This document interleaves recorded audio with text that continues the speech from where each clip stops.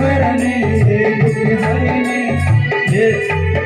हे मधुसूदन की आरती पापियों को पाप से है आरती श्री भागवत भगवान की है आरती पापियों को पाप से है आरती श्री भागवत भगवान की है आरती पापियों को पाप से है आरती ये मधुर बोल जग कंद खोल अन मार्ग दिखाने वाला बिगड़ी को बनाने वाला ये मधुर बोल जग कंद खोल अन मार्ग दिखाने वाला बिगड़ी को बनाने वाला श्री राम यही घनश्याम यही श्री राम यही घनश्याम यही सबकी महिमा की आरती पापियों को पाप से है तारती श्री भागवत भगवान की है आरती पापियों को पाप से है तारती श्री भागवत भगवान की है आरती पापियों को पाप से है तारती कर्पूर गौरम करुणावतारम संसारसारम दिगेन्द्रहारम सदा वसन्तं हृदयारविन्दे भवं भवानी सहितं नमामि भवं भवानी सहितं नमामि भवं भवानी सहितं नमामि त्वमेव माता पिता त्वमेव त्वमेव बन्धुः सखा त्वमेव त्वमेव विद्या द्रविणं त्वमेव त्वमेव सर्वं त्वमेव देव त्वमेव सर्वं त्वमेव देव त्वमेव सर्वं त्वमेव देव। बोलो श्री भागवत भगवान की जय। हमारा आवाज दबे जाता है तो भजन गाएंगे ना। शिवे सर्वार्थ साधिके शरण्ये त्र्यंबके गौरी नारायणी नमोस्तुते। जय जय श्री राधा रमण जय जय नवल किशोर जय गोपी चित चोर प्रभु जय जय माखन चोर। भक्त भक्ति भगवंत गुरु चतुर्नाम बपुए तिनके पद वंदन किए नासै विघ्न अनेक।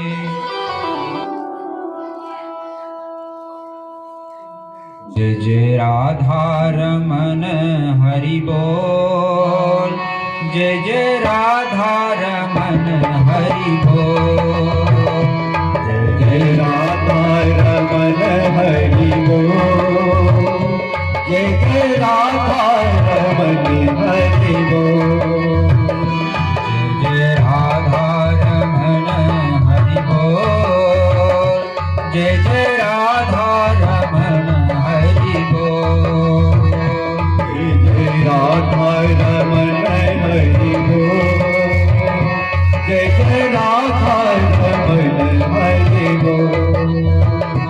हरि बोल हरि बोल हरि बोल बोल हरि बोल हरि बोल हरि बोल हरि बोल हरि बोल हरि बोल हरि बोल हरि बोल। जय जय राधा रमण हरि बोल जय जय राधा रमण हरि बोल जय जय राधा रमण हरि बोल जय जय राधा रमण हरि बोल हरि बोल।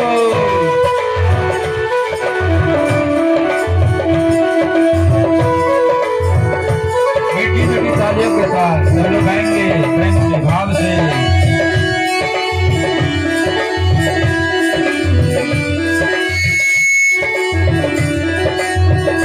हरि बोल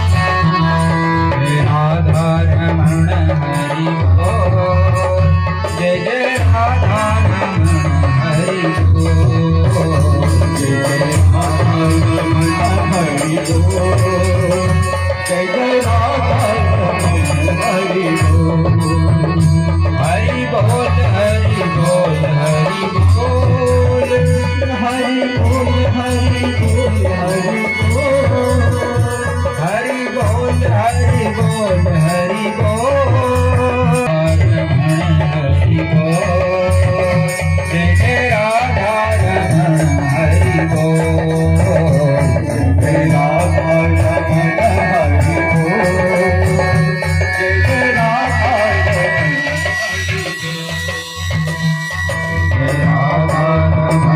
हरि बोल, जय जय राधा रमण हरि बोल, जय जय राधा रमण हरि बोल, जय जय राधा रमण हरि बोल।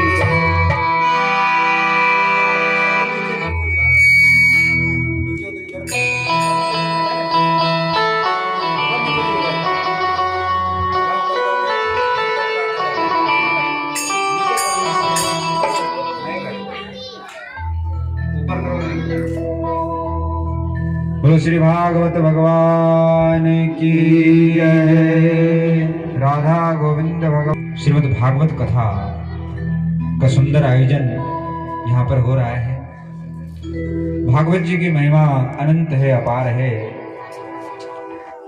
सभी शास्त्र पुराण वेदों का सार है श्री भागवत, और इनका फल श्रीमद् भागवत कथा श्रवण का फल बहुत ही महान है। जो श्रीमद् भागवत कथा का श्रवण करते हैं उनकी समस्त मनोकामनाएं पूर्ण होती है। घर में सुख संपत्ति आनंद की वृद्धि होती है, क्योंकि श्रीमद् भागवत जी में 24 अवतारों का वर्णन है। श्री राम लला का भी वर्णन है, श्री कृष्ण के विस्तार से लीला का वर्णन, बाल गोपाल का वर्णन। तो जो आज तो बाल गोपाल का जन्म भी होगा, जो बाल गोपाल की जन्म की कथा सुनते हैं उनके घर में बाल गोपाल प्रसन्न रहते हैं, फलते फूलते हैं। तो श्रीमद् भागवत कथा कामधेनु कल्पतरु के समान, जो जिस इच्छा से कामना से श्रीमद् भागवत कथा श्रवण करते हैं उनकी समस्त कामनाएं पूर्ण होती हैं। ये अक्षरशः सत्य है, सत्य है, सत्य।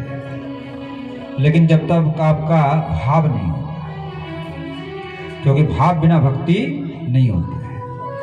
यदि आपकी भावना होगी तब वो भावना ही फलेगी। जिसकी रही भावना जैसी, प्रभु मूरत तिन देखी तैसी। भाव से ही काम बनता है, क्योंकि भगवान भाव के बस। संसार में जितने भी कार्य होते हैं, जैसे हम लोग मंदिर में जाते हैं भावना से तो जाते हैं, तो भाव से भगवान मिलते हैं। भाव के बस में है भगवान, भाव के बस में है भगवान, भाव के बस में है भगवान।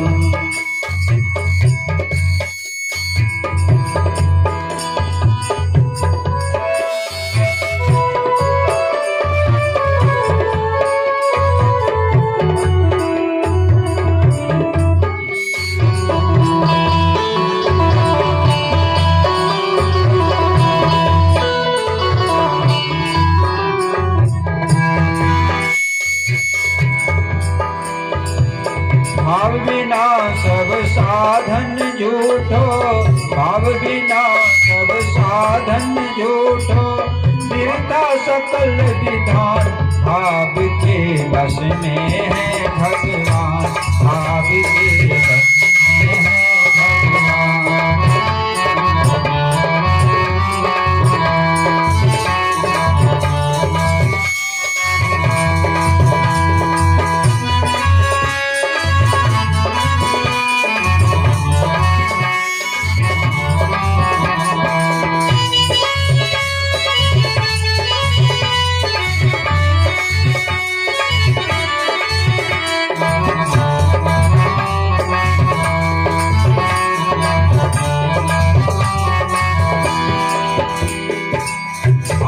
नहीं तो निधिवन मधुबन, भाव नहीं तो निधिवन मधुबन। लागत सब वीरान, भाव के बस में है भगवान।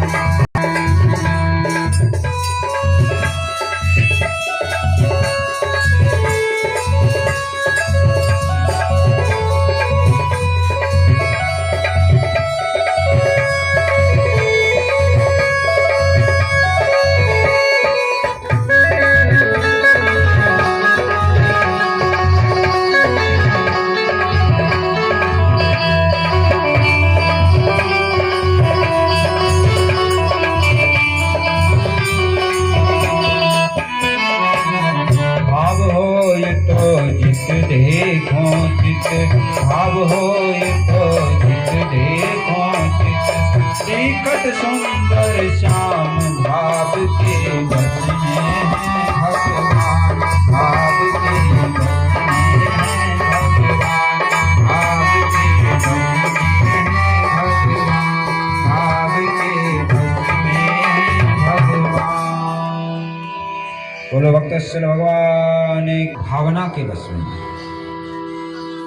भगवान कहते हैं कोई भाव पूर्वक एक लोटा जल चढ़ा दे, एक तुलसी का पत्ता चढ़ा दे, तो भगवान उसी से प्रसन्न हो जाते हैं। और बिना भाव के चाहे 56 भोग लगा लो, प्रसन्न नहीं होते। तो कोई भी काम करें भाव पूर्वक करें, चाहे छोटा से छोटा काम हो या बड़ा से बड़ा काम, सब में भाव पूर्वक। भाव ही मुख्य। देखिए 56 भोग का निषेध नहीं किया गया।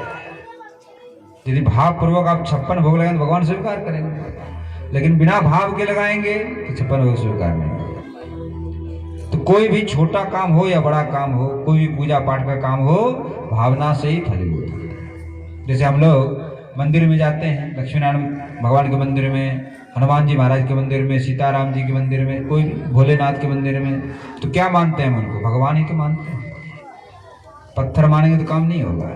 और भगवान मान करके जाएंगे तो जो आपकी इच्छा पूर्ण होती है कि नहीं होती है? आप लोग स्वयं जानते होंगे इस बात को।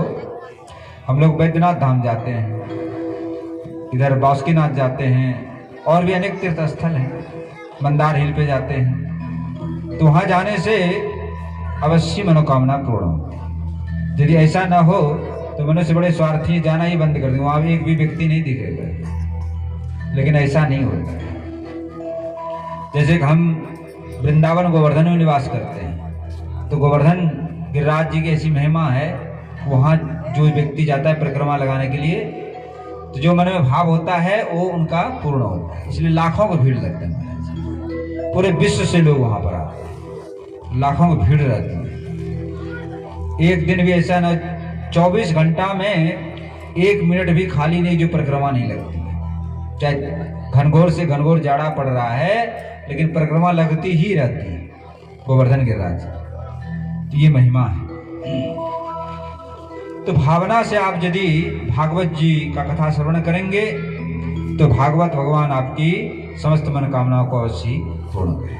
बोलो श्री भागवत भगवान की जय। श्री सुखदेव जी महाराज कथा श्रवण करा रहे हैं राजा परीक्षित को श्रीमद् भागवत के सूर्यवंश और चंद्रवंश की कथा सुना रहे हैं। सूर्यवंश में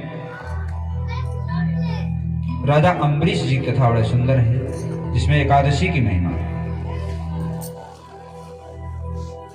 राजा अम्बरीश बड़े चक्रवर्ती सम्राट थे और बड़े धर्मात्मा थे, भगवान के भक्त थे। तो उन्होंने एक सुंदर श्री भगवान का सुंदर विष्णु भगवान का सुंदर मूर्ति की स्थापना की थी और स्वयं उनका पूजा किया। अपने हाथ से झाड़ू लगाते थे मंदिर में, अपने हाथ से स्नान कराते थे भगवान को, अपने हाथ से श्रृंगार कराते थे, सारा काम स्वयं करते थे। देखो भगवान की सेवा अपने हाथ से करनी चाहिए, ठाकुर जी की सेवा अपने हाथ से करना चाहिए। हम लोग क्या करते हैं, मंदिर बनवा देते हैं, उसमें पुजारी रख देते हैं, नौकर रख देते हैं। तो भैया नौकर तो नौकर की तरह करेगा, तो अपना खाना पूर्ति करेगा। भगवान की सेवा अपने हाथों से करनी चाहिए। तो राजा अम्बरीश अपने हाथों से प्रभु की सेवा किया करते थे। एक दिन राजा के मन में आया, सारा काम तो करते हैं, भोजन भी बनाते हैं, भगवान को भोजन कराते हैं, तो आटा भी पीस लेना चाहिए अपने हाथ से। तो सोने का चक्की लाए और स्वयं राजा आटा पीसने लगे, गेहूं डालने लगे, आटा पीसने लगे। तो राजा सुकुमार थे, कभी काम करने का अभ्यास नहीं था, तो पसीना आने लगा। थोड़ी देर में क्या देखते हैं कि पीछे से हवा आ रहा है, तो मुड़ करके देखा तो स्वयं भगवान श्याम सुंदर पंखा कर रहे हैं। राजा अम्बरीश चरणों में गिर गए, प्रभु आप ये क्या कर रहे हैं? आप तो हमारे स्वामी हैं और आप हमारी सेवा कर रहे हैं, हमारे ऊपर अपराध चढ़ा रहे हैं, पाप चढ़ा रहे हैं। तो भगवान कहने लगे कि हे राजा, आपने हमारे लिए सब कुछ छोड़ दिया, त्याग दिया, और हमारी सेवा के लिए आपने तन मन प्राण जीवन सब कुछ न्यौछावर कर। तो क्या मेरा कर्तव्य नहीं बनता है मैं भी तुम्हारी सेवा करूं? तो मैं आपकी सेवा,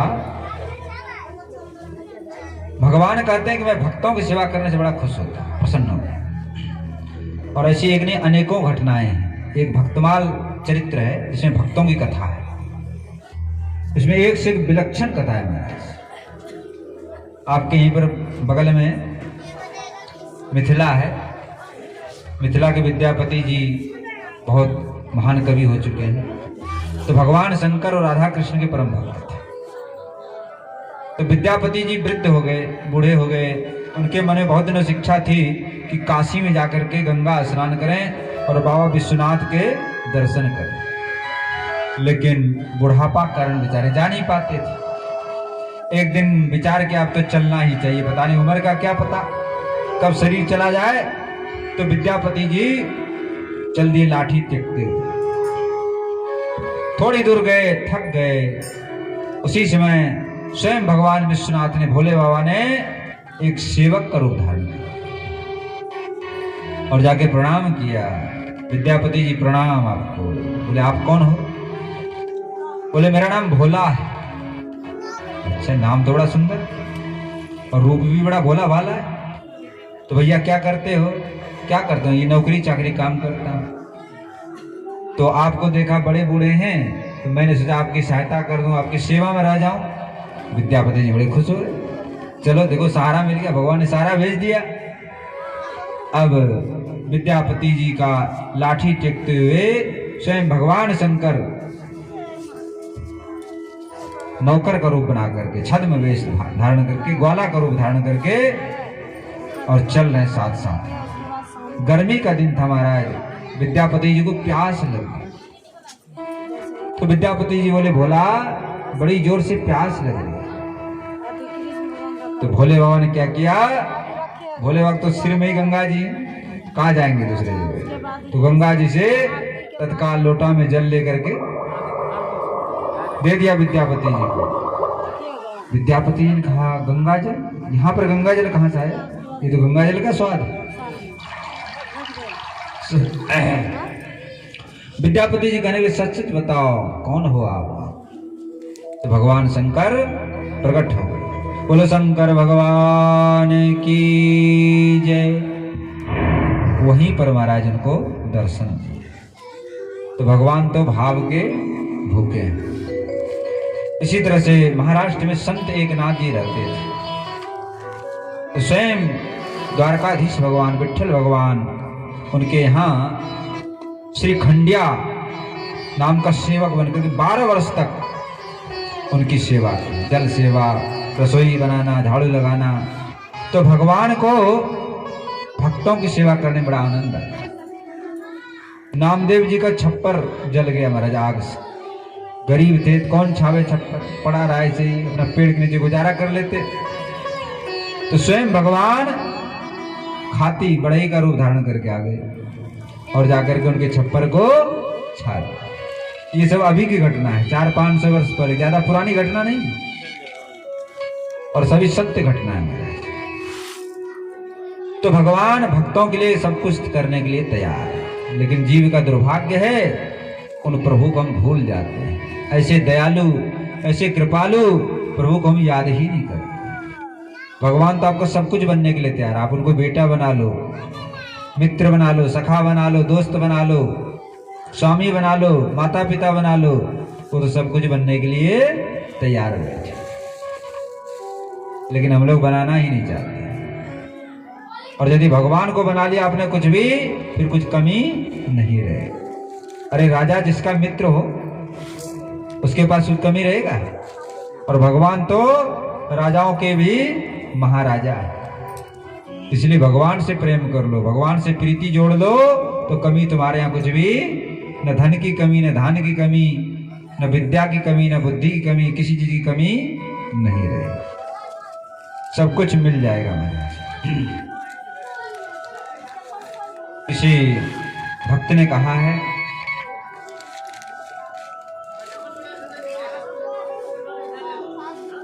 मेरी आपकी कृपा से सब काम हो रहा है।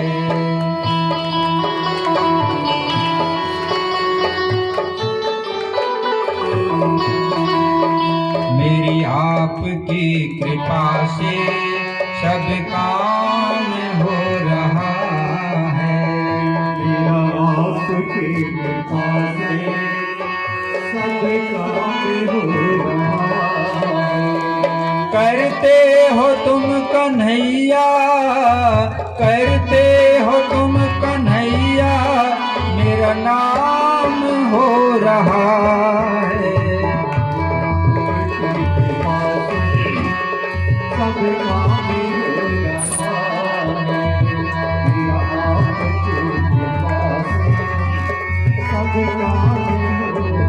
जय हो।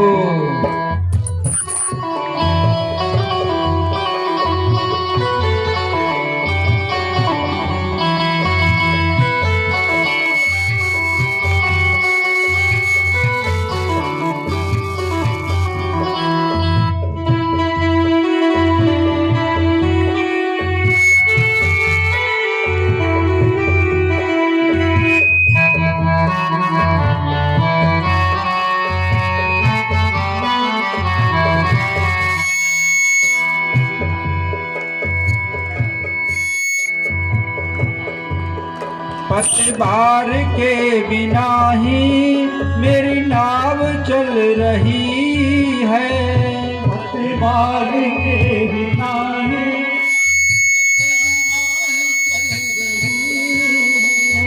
पतवार के बिना ही मेरी नाव चल रही है। पतवार के बिना ही मेरी नाव चल रही है। बिन मांगे है कन्हैया, हर मांगे वो कन्हैया, हर चीज मिल रही है। तेरी बदौलतों से, तेरी बदौलतों से सब काम हो रहा है। तेरी बदौलतों से सब काम हो रहा है। तेरी बदौलत से सब काम हो रहा है। आपकी कृपा से सब काम हो रहा है।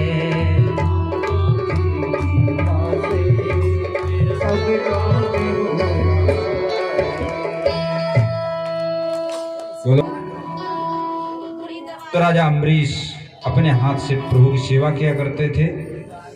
एक बार उन्होंने एकादशी का व्रत किया करते थे। एकादशी व्रत की बड़ी महिमा है, भगवान को बड़ी प्यारी एकादशी। जो लोग एकादशी व्रत करते हैं उन पे भगवान श्री हरि बड़े प्रसन्न होते। नाम ये हरिवास है। जो एकादशी भगवान विष्णु का दिन है। उस दिन फलाहार करना चाहिए, व्रत करना चाहिए और प्रभु की भक्ति करनी चाहिए। एकादशी के दिन अन्न में पाप का निवास होता है। अन्न खाना पाप को ही, इसलिए एकादशी के दिन अन्न का निषेध बताया गया है। फलाहार किया जाए, जैसे जिससे नहीं भूखा रह जाता है तो फलाहार कर लें, 2 बार 3 बार कर लें, लेकिन अन्न नहीं ग्रहण करें उसका। एकादशी राजा अम्बरीश एकादशी किया करते थे और द्वादशी को साधु संत महात्माओं को जिमा करके उसके बाद स्वयं भोजन करते। एक समय की बात है, एकादशी के बाद द्वादशी आई तो संत ब्राह्मणों को जिमा करके भोजन करना चाहते थे। उसी समय वहां पर दुर्वासा ऋषि आए। अम्बरीश राजा ने कहा कि आप भी विराजो और प्रसाद ग्रहण करो। दुर्वासा ऋषि कहने लगे दोपहर का समय हो गया, मैं थोड़ा स्नान करके संध्या वंदन करके आता हूँ। चले गए संध्या वंदन करने, उनको देर हो रहा था। इधर द्वादशी तिथि समाप्त होने वाली थी, त्रयोदशी आने वाली थी, इसलिए पारण होना जरूरी था। तो साधु संतों से पूछा कि क्या करना चाहिए। बोले एक काम करिए, आप गंगा जल चरणामृत ले लीजिए, तो भोजन भी नहीं होगा और पारण भी हो जाएगा। ऐसा ही कर लिया। जैसे ही उन्होंने गंगा जल तुलसी जल डाला मुख में, दुर्वासा ऋषि आ गए और कहने लगा, अरे तुम मेरा अपमान कर रहे हो, तुमने मुझको बिना भोजन कराए और स्वयं आहार ले लिया। राजा कहने लगे, नहीं नहीं महाराज, हमने आहार नहीं लिया है, हमने तो केवल तुलसी जल गंगा जल लिया। लेकिन दुर्वासा ऋषि ने, नहीं नहीं, तुम मेरा निमंत्रित करके मेरा अपमान कर रहे हो। एक जटा उखाड़ लिया मैं, बड़े क्रोधी महात्मा, उखाड़ करके पटक दिया जमीन पे। एक कृत्या प्रकट हो गई, राक्षसी प्रकट हो गई और राजा अम्बरीश को मारने के लिए दौड़े। लेकिन भगवान अपने भक्त की रक्षा करते हैं। तो भगवान ने सुदर्शन चक्र जो है छोड़ दिया महाराज वहां से, और सुदर्शन चक्र छोड़ते ही वो राक्षसी मर गई। राक्षसी जब मर गई, अब जो है पीछा करने लगे दुर्वासा ऋषि चक्र, सुदर्शन चक्र। आगे आगे दुर्वासा जी भाग रहे हैं और पीछे पीछे सुदर्शन चक्र भाग रहे हैं। तीनों लोक में घूम लिए, लेकिन कहीं रक्षा करने वाला कोई दिखाई नहीं दे रहा था। ब्रह्मलोक में पहुंच गए ब्रह्मा जी के पास, प्रभु सुदर्शन चक्र से रक्षा करिए, रक्षा करिए। लेकिन ब्रह्मा जी ने कहा, भैया यहां से चले जाओ, हम रक्षा नहीं कर पाएंगे क्योंकि तुमने भक्त का अपराध किया है। कैलाश पहुंच गए भगवान शंकर के शरण में, रक्षा करो प्रभु, रक्षा करो। बोले भैया हम भी रक्षा नहीं कर सकते हैं, जिनका चक्र है सुदर्शन चक्रधारी, भगवान विष्णु के शरण में जाओ। तो भगवान विष्णु के शरण में जाके गिर पड़े, लेकिन भगवान ने भी मना कर दिया। बोले कि मेरा कोई अपराध करे तो मैं क्षमा कर देता हूं, लेकिन मेरे भक्त का कोई अपराध करे तो मैं भी क्षमा नहीं करता। आपके अपराध का क्षमा भक्त अम्बरीश ही कर सकते हैं। तो जाकर के अम्बरीश के चरणों में गिर गए। अम्बरीश राजा ने उठा लिया, प्रभु आप क्या कर रहे हैं, आप तो संत महात्मा हैं, हम गृहस्थ हैं, आप हमें प्रणाम न करो, क्यों आप पाप चढ़ा। सुदर्शन चक्र की स्तुति की और महाराज सुदर्शन चक्र शांत हो गए। फिर राजा अम्बरीश ने उनको पहले भोजन कराया, फिर भोजन किया। 1 साल हो गया महाराज इसमें, लेकिन राजा अम्बरीश ने भोजन नहीं किया, केवल गंगा जल और चरणामृत लेकर के। इस तरह से भक्त की महिमा यहाँ पर दिखाई गई है। आगे चल के राजा अम्बरीश के वंश में युवनाश हुए। युवनाश के राजा मानधाता, मानधाता के सत्यव्रत और सत्यव्रत के राजा हरिश्चंद्र, जिन्होंने सत्य के लिए, दान के लिए अपना राजपाट सब कुछ दान कर दिया था। यहाँ तक कि स्वयं डोम के घर में बिक गए थे और रानी सेव्या और रोहित को ब्राह्मण के यहाँ भेज दिया था। तो रोहित को सांप ने डस लिया तो कफन के लिए वस्त्र भी नहीं था। इतना कष्ट उठाया, लेकिन अंत में उनको भगवान ने दर्शन दिया। चंद्र टरे सूरज टरे, टरे जगत व्यवहार, पै राजा हरिश्चंद्र को टरे न सत्य विचार। राजा हरिश्चंद्र की कहानी आप लोग जानते हैं। हरिश्चंद्र के रोहित, रोहित से बाहुक, बाहुक के सगर नाम के पुत्र। राजा सगर के 60,000 पुत्र। उन्होंने अश्वमेध जग किया। अश्वमेध जग का घोड़ा चुरा करके इंद्र ने चुरा लिया।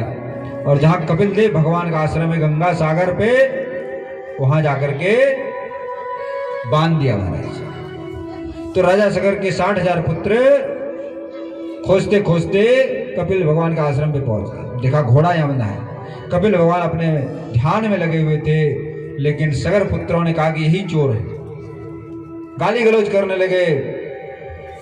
कपिल जी ने समझाया, नहीं नहीं, मैं तो भगवान के ध्यान में हूं, मैंने घोड़ा नहीं चुराया, घोड़ा नहीं लाया। लेकिन उन लोगों ने नहीं सुना, अपमान करने लगे। तो कपिल भगवान ने जल उठा करके छिड़क दिया, सारे के सारे भस्म हो गए, जलकर राख के ढेर हो गए। अब उनका उद्धार कैसे हो? बोले गंगा जी आएगी जब उद्धार होगा। तो सगर के पुत्र असमंजस ने तपस्या किया, लेकिन गंगा जी नहीं आई। असमंजस के पुत्र अंशुमान, अंशुमान के पुत्र दिलीप, और दिलीप के पुत्र राजा भगीरथ। 4-5 पीढ़ी में जाकर के गंगा जी आई है, और जाकर के कपिल गंगा सागर में जाकर मिली, और वहां पर जाकर के कपिल सगर के 60,000 पुत्रों का उद्धार हो गया।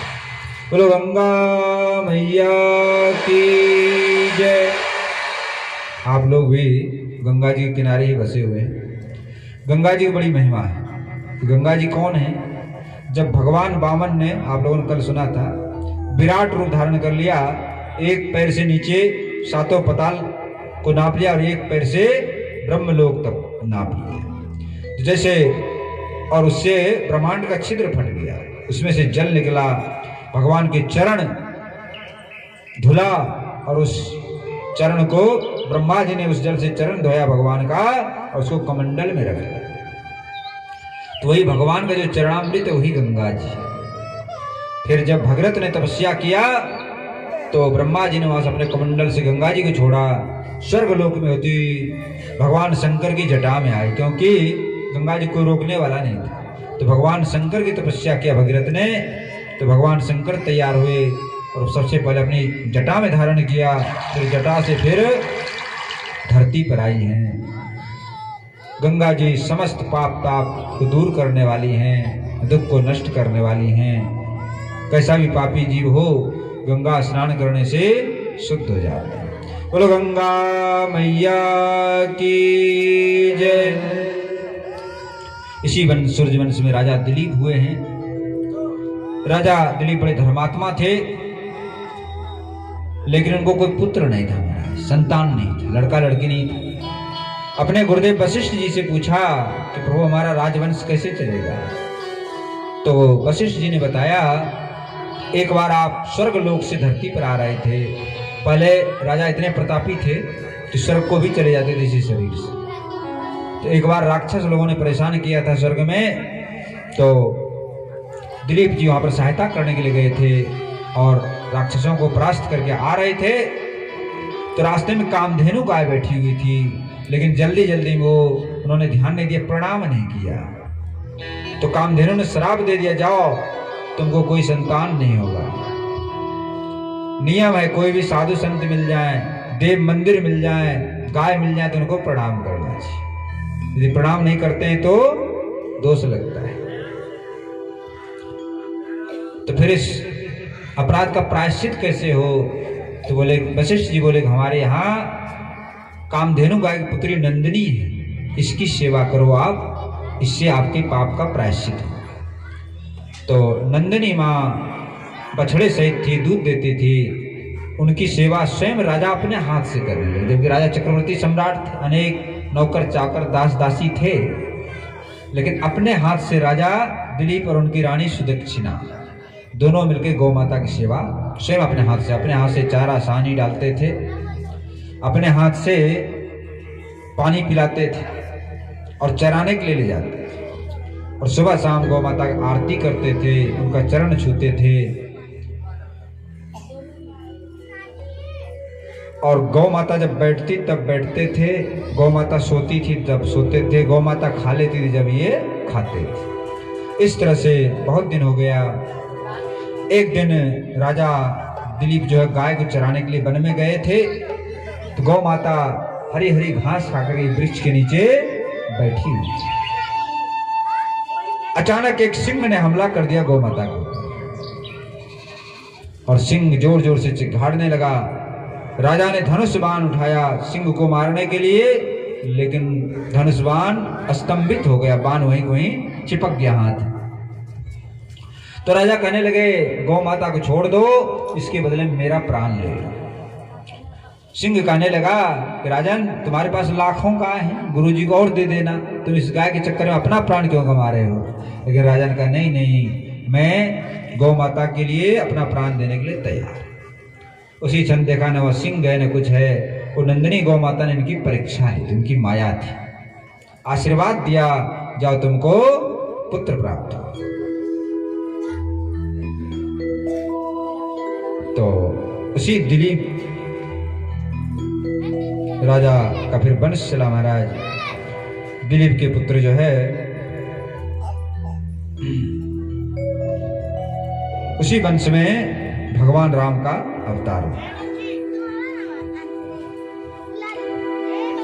तो गाय की रक्षा करने के लिए राजा लोग अपने प्राण भी त्याग देते थे।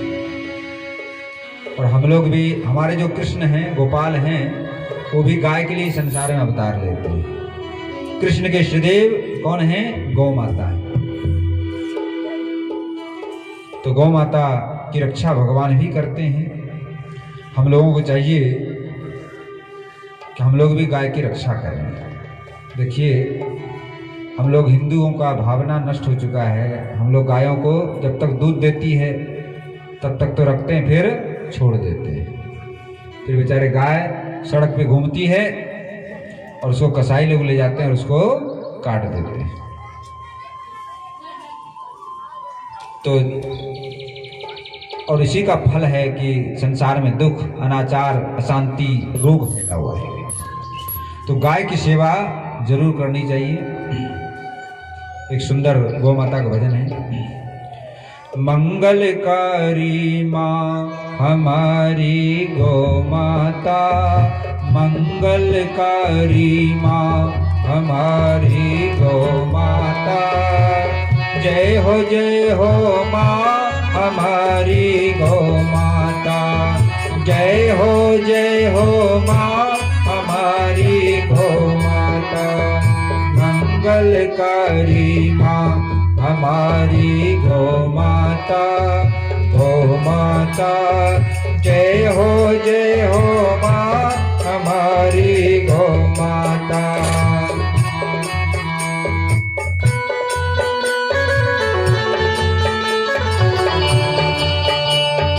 जय हो।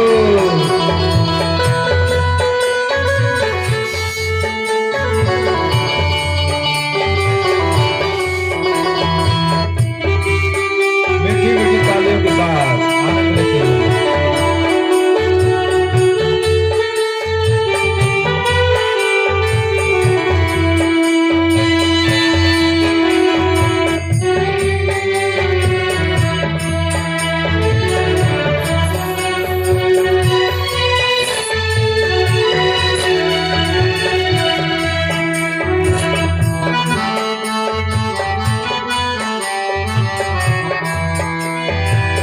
देवासुर संग्राम में हमने गौ माता को पाया था, देवासुर संग्राम में हमने गौ माता को पाया था।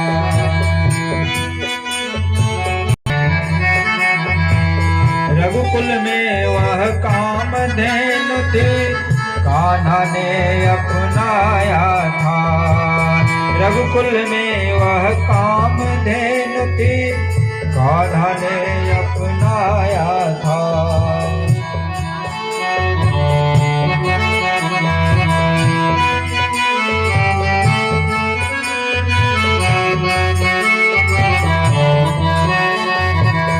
है भारत की शान हमारी गौ माता, है भारत की शान हमारी गौ माता, गौ माता है प्राण हमारी गौ माता, हम सबकी है प्राण हमारी गौ माता, मंगलकारी माँ हमारी गौ माता,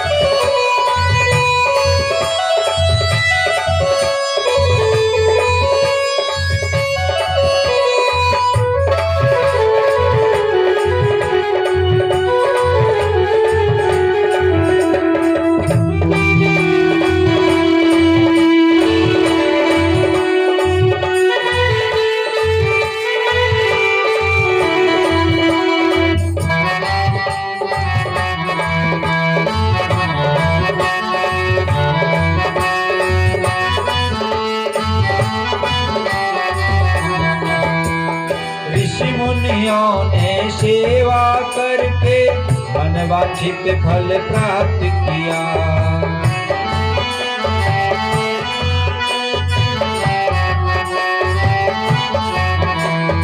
ऋषि मुनियों ने सेवा करके मनवांछित फल प्राप्त किया।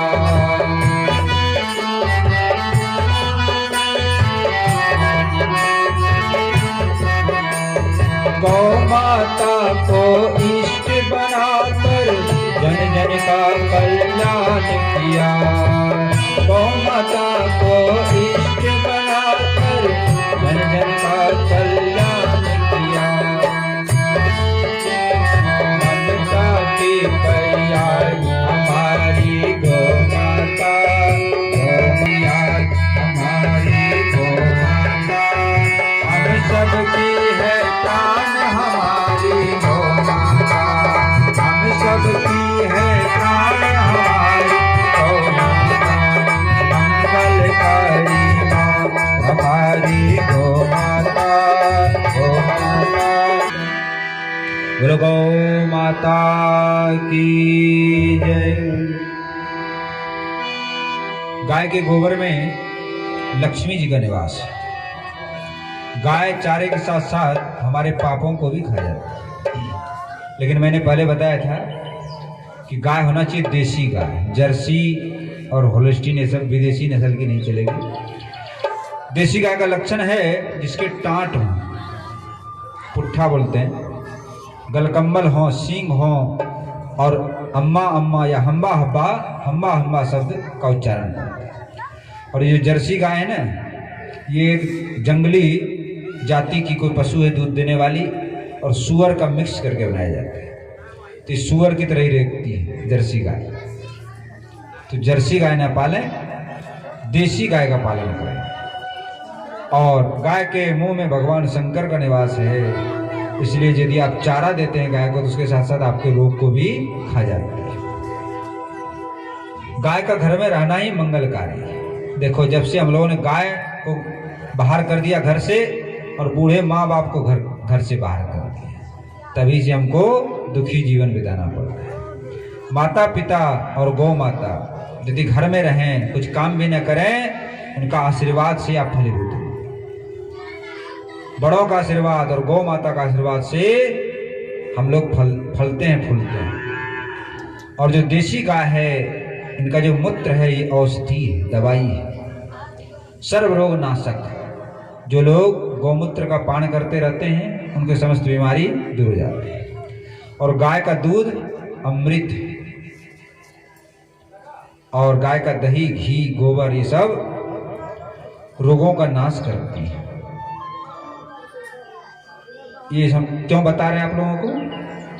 हम भी गौशाला वाले हैं। हमारे यहाँ जहाँ हम रहते हैं गोवर्धन में, आश्रम बहुत बड़ा है, उसमें लगभग 30-40 साधु महात्मा भजन करते हैं और लगभग 125 गौ माता की वहाँ पर सेवा होती है। तो गौ सेवा, संत सेवा हमारे आश्रम में होती है, इसीलिए हम गौ सेवा का भी प्रचार करते हैं कि आप लोग भी गायों की सेवा करें। गायों की सेवा करने से देवी देवताओं का वास होता है। गौ माता के शरीर में 33 करोड़ देवी देवताओं का निवास है और 68 करोड़ तीर्थों का निवास। सर्वदेवमयी और सब तीर्थमयी गाय को कहा है। जिस घर में गाय रहती हैं उस घर में लक्ष्मी जी का निवास होता है, सुख शांति आनंद का निवास होता है। हम लोग क्या करते हैं, गाय को नहीं पालते हैं, बकरी, भैंस, कुत्ता। आजकल कुत्ता का पालन ज़्यादा हो रहा है, गाड़ियों पे उनको ले जाते हैं चढ़ा के, और जबकि कुत्ता पशुओं में चंडाल माना गया है, उसको छूने से भी पाप लगता है, नहाना पड़ता है। लेकिन कुत्ते को रसोई घर में ले जाते हैं, खा ले तो कोई परेशानी नहीं।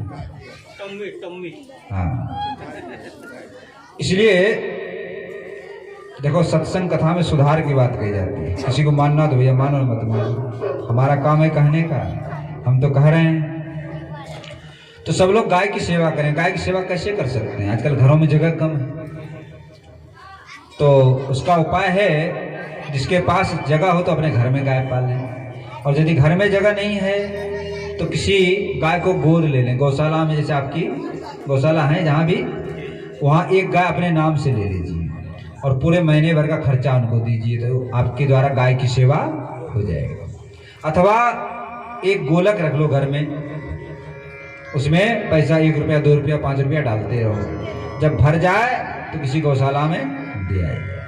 अथवा बालक का जन्मदिन है तो गौशाला में चले जाओ, गाय को गुड़ खिलाओ, वहीं पर अपने बालक का जन्मदिन दिवस मनाओ। आजकल लोग नहीं करते हैं, केक देखो अब पहले ही बता देते हैं, जैसे पीछे बताने के बाद जन्मदिन जो मनाते हैं हम लोग, ये भी आजकल गलत प्रथा हो गया है। केक काटना, मोमबत्ती बुझाना, ये बिल्कुल ही गलत है। हिंसा करना, काटना हमारे यहाँ प्रथा में नहीं है। जो जन्म दिवस होता है आनंद का उत्सव होता है। तो हमारे यहाँ क्या करते हैं, जन्मदिन मनाना हो तो सुंदर सुंदर पकवान मिष्ठान बनाओ और भगवान को भोग लगाओ और प्रसाद बांटो, साधु संत ब्राह्मणों को जिमाओ, कीर्तन का कार्यक्रम रखो और मोमबत्ती बुझाना, जीवन में अंधकार करना है, दीपक जलाओ। यदि आपके बालक 12 वर्ष के हैं तो 12 दीपक छोटे और 1 दीपक बड़े, जिससे आगे उनका उन्नति हो, विकास। और उनको उत्तम बात सिखाओ, बड़ों को प्रणाम करना सिखाओ, मंदिर में ले जाओ, उस दिन भगवान का दर्शन कराओ। वो तो नहीं करते हो, केक काटते हो, मोमबत्ती बजाते हो, डीजे बजा के उटपटांग गीत गा करके नाचते हो। तो अपने परिवार और परिवेश का तुम उन्नति कर रहे को पतन कर रहे हो। गंदे गंदे गीत गाए जाते हैं जो सुनने लायक भी नहीं। इस सब प्रथा को बंद करिए और जो हमारे हिंदू धर्म, सनातन धर्म की प्रथा है उसको अपनाइए। हमने तो एक नया प्रथा चालू किया था, जैसे भागवत में आज नंदोत्सव होगा ना, ऐसे हम जन्मदिन पे ही नंदोत्सव मना देते हैं। जैसे भागवत में नंदोत्सव होता है, ऐसे किसी बालक के जन्मदिन पर कोई कहता है तो ऐसी सजावट करवा देते हैं, भगवान कृष्ण का जन्म करवा देते हैं और पूरा धूमधाम से नंदोत्सव बधाई का कार्यक्रम कर देते हैं, भागवत का ही कार्यक्रम कर देते हैं। ऐसा कई जगह राजस्थान में हमने ये प्रयोग कर दिया है। अब तो वहाँ बहुत से लोगों ने बंद कर दिया। एक कीर्तन मंडली है वहाँ पर, हमने ही बनवाया महिला मंडल, तो महिलाओं को बुलाती हैं जन्मदिन पे, अपने बच्चों के जन्मदिन पे वहाँ पर कीर्तन करती हैं जाकर और प्रसाद बांट देती हैं। और महिला मंडल का ये नियम है, जो उनको दिया जाता है 100 200 500 रुपया, तो हमारे यहाँ गौशाला में जाकर दे देती, वो लोग नहीं देती, बिल्कुल 1 पैसा है, गाय की सेवा में दे देती। आज भी वो मंडली है राजस्थान में। तो गौ की सेवा आप लोग करेंगे तो आपके घर में सुख शांति आनंद फैलेगा। गाय की बड़ी उपेक्षा हो गई है। हमारे जितने भी हिंदू शास्त्र हैं, वेद पुराण रामायण महाभारत, सब में गाय की महिमा का बखान है, लेकिन हम लोग आज गाय को भूल गए हैं। और गोपाल भगवान किससे प्रसन्न होते हैं? जो गौ की सेवा करते हैं। अपने सेवा से उतना प्रसन्न नहीं होते जितने गाय की सेवा से प्रसन्न होते हैं। इसलिए यथाशक्ति जितना हो गाय की सेवा आप लोग करें, यही आप लोगों से निवेदन है। आइए सूर्य वंश में आगे चल करके भगीरथ के वंश में ऋतुपर्ण हुए, ऋतुपर्ण के सौदास, सौदास के अस्मक, अस्मक के नारी कवच, नारी कवच के राजा खट्वांग, खट्वांग के दीर्घबाहु, दीर्घबाहु के पुत्र रघु, रघु से रघुवंश चला है, रघु के अज, अज के दशरथ और दशरथ के पुत्र भगवान राम। अब भगवान राम की थोड़ी सी कथा सुनाएंगे। भागवत जी में केवल 2 अध्याय में रामचरित्र है, क्योंकि सुखदेव जी को कृष्ण चरित्र कहना था, इसीलिए उन्होंने संक्षेप में सुनाया, क्योंकि दिन 7 ही था। राजा परीक्षित के पास ज्यादा दिन नहीं था, केवल 7 दिन का समय था, उसी में सारी कथा कहनी थी, इसलिए रामचरित्र को संक्षेप में सुनाते हैं। तस्यापि भगवान शेष साक्षात् ब्रह्ममयो हरि, अंशासेन चतुर्थभ्यां पुत्रत्वं प्रार्थिते सुरे। देवताओं की प्रार्थना से स्वयं भगवान श्री नारायण ने 4 रूप धारण करके राजा दशरथ के यहाँ जन्म लिया, राम लक्ष्मण भरत और शत्रुघ्न। सुखदेव जी महाराज कहने लगे, राजन सीतापति भगवान राम का चरित्र तो आपने अनेक बार अनेक ऋषियों के मुख से सुना है, इसलिए मैं आपको संक्षेप में सुनाता हूं। महाराज दशरथ अयोध्या के चक्रवर्ती सम्राट थे। उनकी 3 महारानी थी, कौशल्या, कैकेयी और सुमित्रा। बहुत काल आ गया, बहुत समय बीत गया, वृद्धावस्था आ गया, लेकिन कोई लड़का संतान नहीं हुआ। तो गुरुदेव की शरण में गए, वशिष्ठ ऋषि की शरण में गए कि हे गुरुदेव, आपकी कृपा से सब खुशहाली है, धन धान्य की कमी नहीं है, सब तरह से आनंद है, लेकिन कोई पुत्र नहीं, आगे वंश कैसे चले। वशिष्ठ मुनि कहने लगे, राजन, आपके पास बहुत पुण्य है, पुण्यों की खजाना है, लेकिन उसकी चाबी तो गुरु जी के पास। अभी तक आप हमारे पास आए नहीं, यदि पहले आ गए होते आपका काम बन गया है, क्योंकि बिना गुरु की कृपा के पुण्य भी फलीभूत नहीं होते। आप दान करो, व्रत करो, तीर्थ करो, सब काम करो, लेकिन बिना गुरु के हैं आप तो फलीभूत नहीं होगा। इसलिए हमारे यहाँ गुरु बनाने की प्रथा है।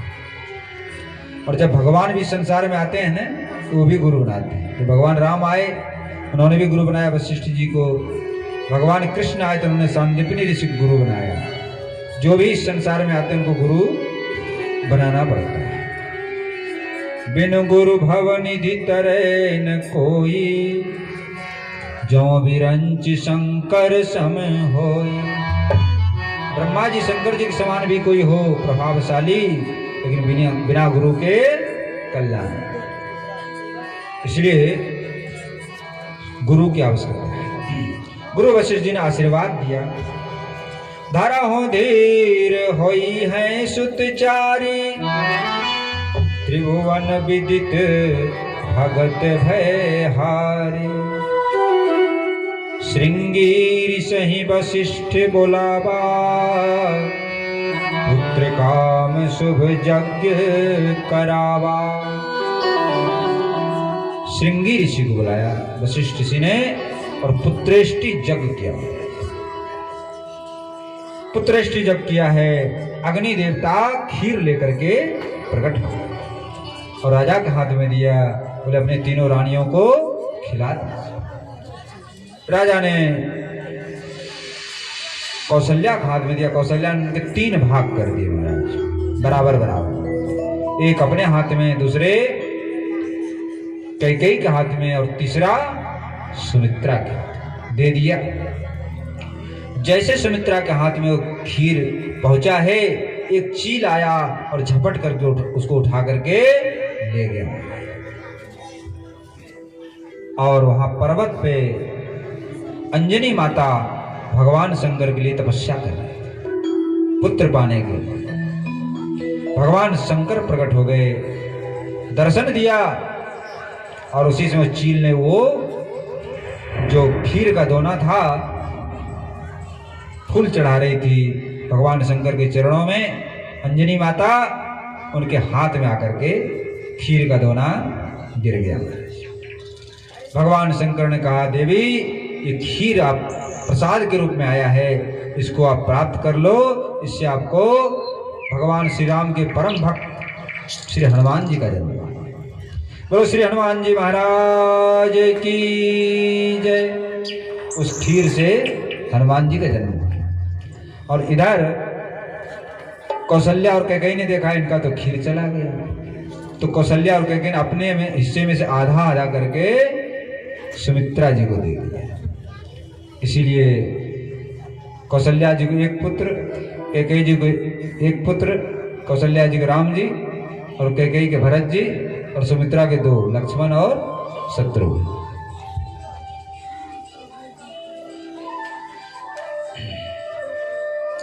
अब महाराज उस समय आ गया, नवमी तिथि मधुमास पुनीता, शुक्ल पक्ष अभिजित हरि प्रीता।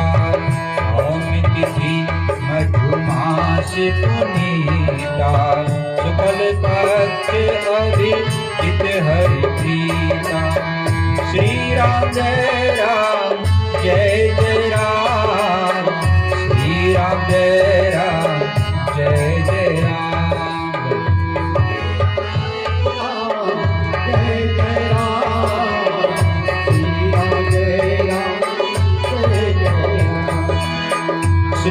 राम जय राम जय जय राम श्री राम जय राम जय जय राम श्री राम जय राम जय जय राम श्री राम जय राम जय जय राम मध्य दिवस अति शीतन घामा पावन काल लोक विश्रामा मध्य दिवस अति शीतन घामा श्री राम जय राम जय जय राम श्री राम जय राम जय जय राम। सब लोग आइए, भगवान राम का जन्म होने वाला है। श्री राम जय राम जय जय राम श्री राम जय राम जय जय राम श्री राम जय राम जय जय राम श्री राम जय राम जय जय राम श्री राम जय राम जय जय राम श्री राम जय राम जय जय राम श्री राम जय राम जय जय राम श्री राम जय राम जय जय राम श्री राम जय राम जय जय राम श्री राम जय राम जय जय राम श्री राम जय राम जय जय राम श्री राम जय राम जय जय राम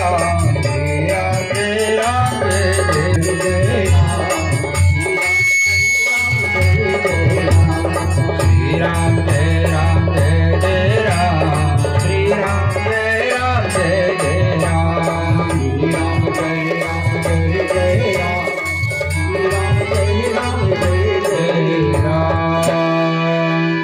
बोलो राजा रामचंद्र भगवान की जय। चैत्र महीना का शुक्ल पक्ष की नवमी तिथि, जिसको हम लोग रामनवमी बोलते हैं, अभिजित मुहूर्त है, ठीक 12 बजे भगवान श्री राम का अवतार होता है। श्री सुखदेव जी महाराज ने सुंदर वर्णन किया उस समय में।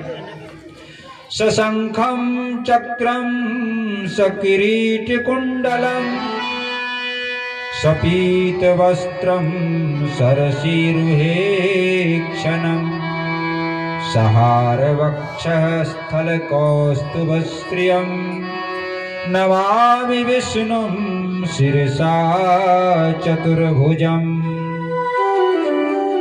भगवान प्रकट हुए हैं। देखिए, भगवान गर्भ में नहीं आते, प्रकट होते हैं। तो माता कौशल्या के सामने प्रकट हो गए हैं। कैसा स्वरूप है उनका?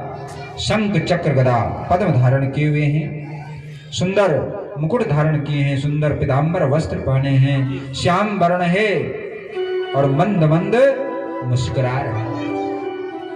कहने लगे, आप पहले जन्म में कश्यप अदिति थे, राजा दशरथ कश्यप थे और आप अदिति थी। आपने मेरे लिए तपस्या किया था, मनु शत्रुपा भी थे।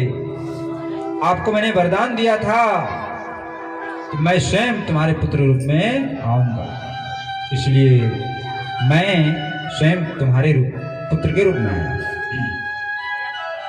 तो माता कहने लगी, पुत्र के रूप में आया तो इतना बड़ा पुत्र थोड़े होता है, छोटा बनो ना, तब तो पुत्र माना जाएगा।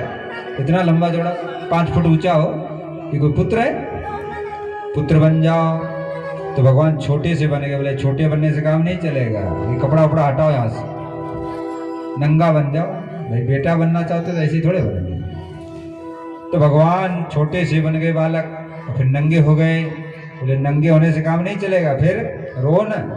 अरे बच्चा रोता है जन्म के समय और आप हंस रहे हो, कैसे काम चलेगा? तो रो। प्रभु ने रोना शुरू कर दिया महाराज। देखो रोने लगे राम जी। ओहो, चुप रहो अभी बधाई बटेगी। आइए, भगवान प्रकट हो रहे हैं, उसका सुंदर स्तुति गोस्वामी तुलसीदास जी महाराज ने रामायण में लिखा है, सुगा लेते हैं। भय प्रगट कृपाला दीन दयाला कौशल्या हितकारी हर्षित महतारी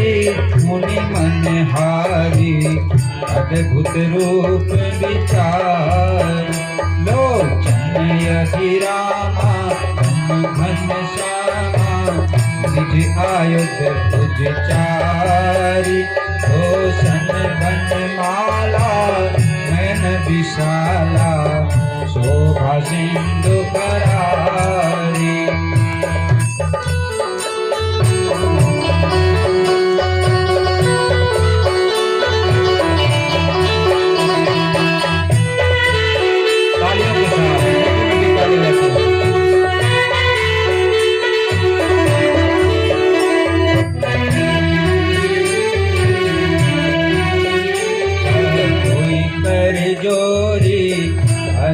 तोरी के विधि करो अनंता, माया गुण जाना तीर्थ यमाना, वेद पुराण भनंता, करुणा सुख सागर सब गुणयागर, यही गावै श्रुति संता, अयं प्रगट श्री कंता।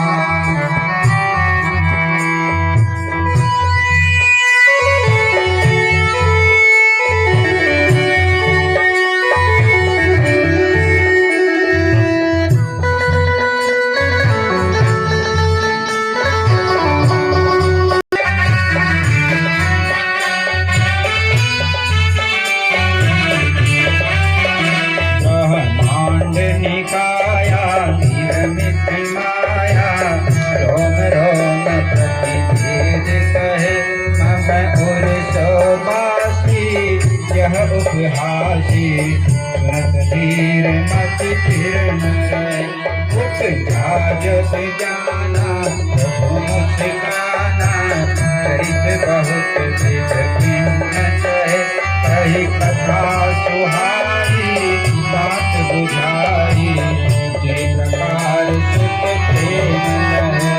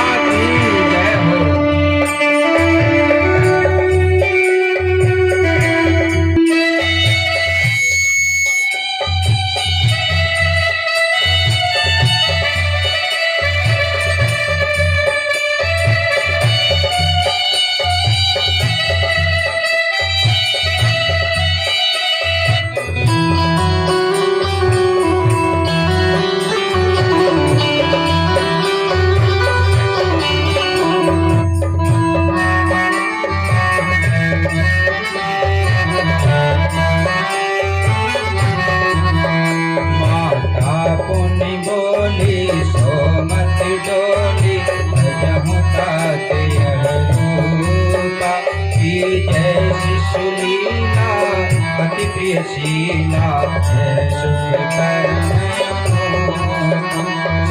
बचन सो जाना, रोगन खाना होई बालक सुरभूपा, यह चरित जो गावहीं हरिपद पावहीं, तीन परहीं भवकूपा, तीन परहीं भवकूपा। विप्रधेनु सुर संत हित लिन्न मनुज अवतार, निज इच्छा निरमित तनु माया गुण गोपाल। भगवान चतुर्भुज रूप धारण करके प्रकट हो गए, सुंदर आभूषण धारण करके बनवाला, नेत्र विशाल हैं। माता जी स्तुति करती हैं कौशल्या मैया कि आप तो माया से परे हैं, गुनाह से परे हैं, लेकिन आज दया करके कृपा करके मेरे पुत्र रूप में जन्म लिया है। भगवान राम रोने लगते हैं। पुत्र जन्म का समाचार मिला है महाराज राजा दशरथ। दशरथ पुत्र जन्म सुनि काना, मानहु ब्रह्मानंद समाना। दशरथ पुत्र जन्म सुनि काना, मानहु ब्रह्मानंद समाना। श्री राम जय जय राम, श्री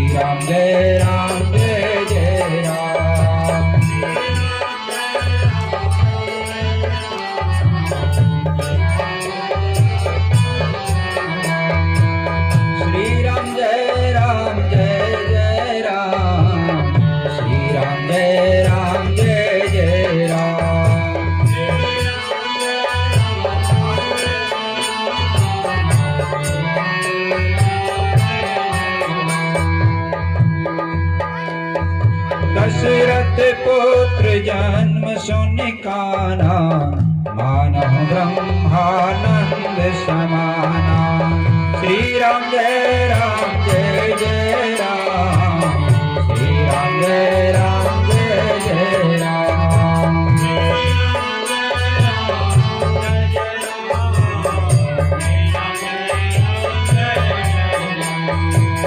परमानंद पुरी मन राजा, कहाँ बोलाई बजा बाजा। श्री राम जय जय राम, श्री राम जय जय राम, श्री राम जय जय राम, श्री राम जय जय राम, श्री राम जय जय राम।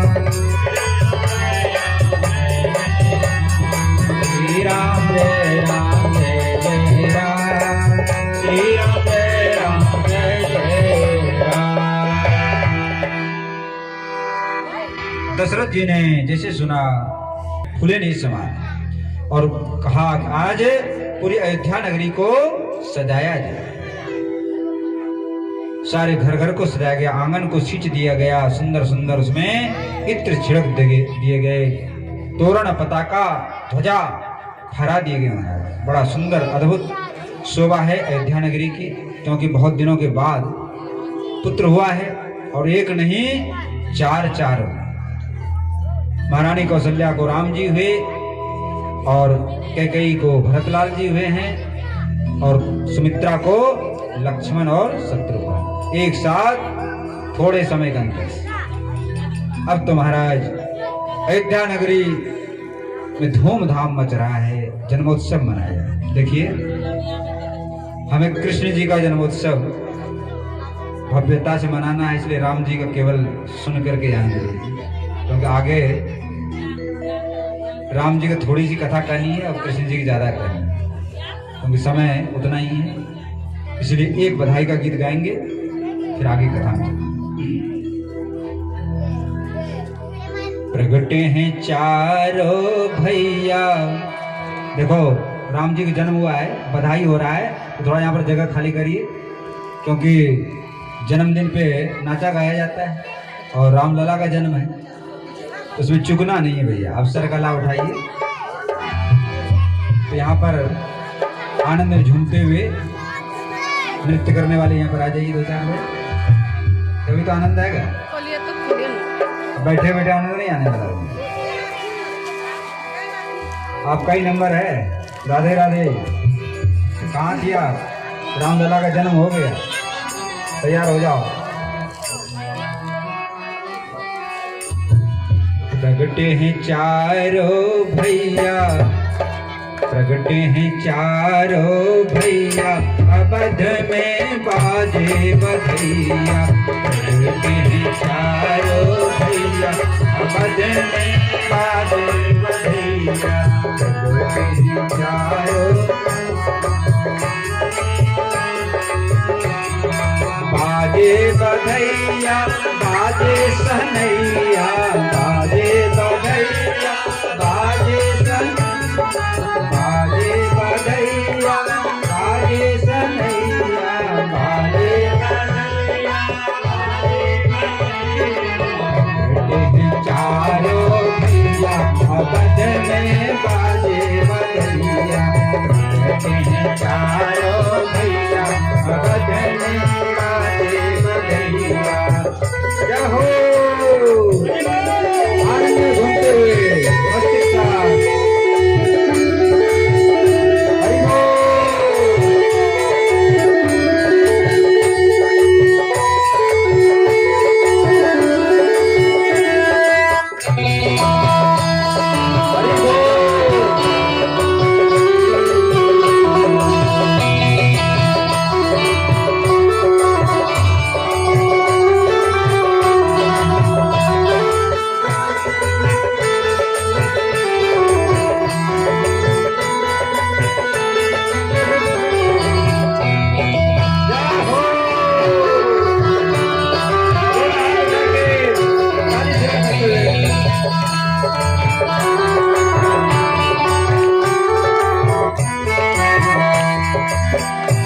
गलियन में धूम मची है। है,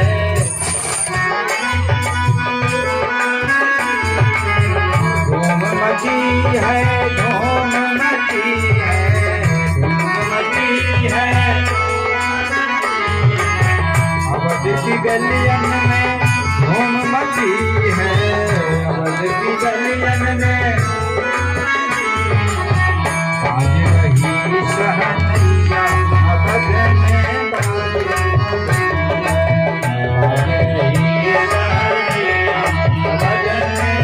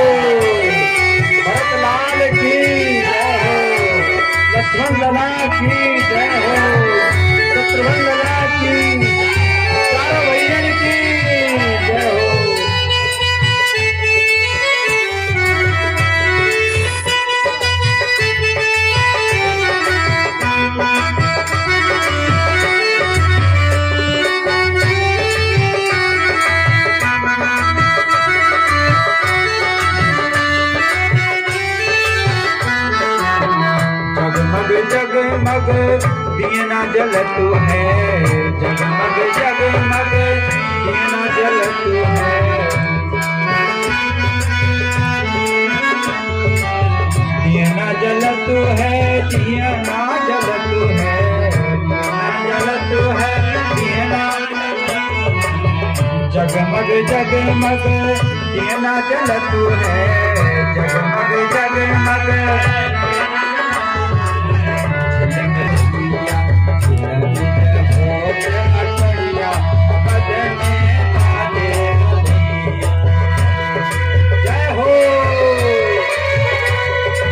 अयोध्या में सब लोग आनंद में घूम रहे हैं, नाच रहे हैं।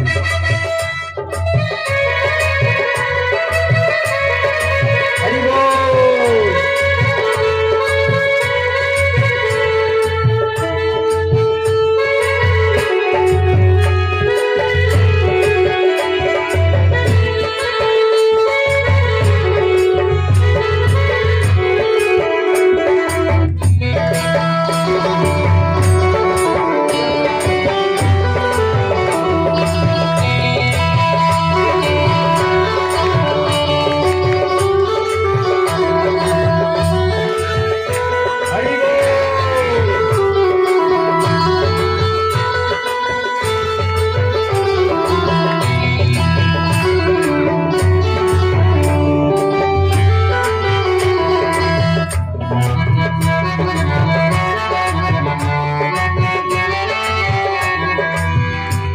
कौशल्या मोती लुटा है, माता कौशल्या मोती लुटा है, मोती लुटा है, मोती लुटा है, मोती लुटा है, माता कौशल्या मोती लुटा है, राजा दशरथ लुटा है रुपैया, राजा दशरथ लुटा है रुपैया, अब बाजे बबैया। जय हो।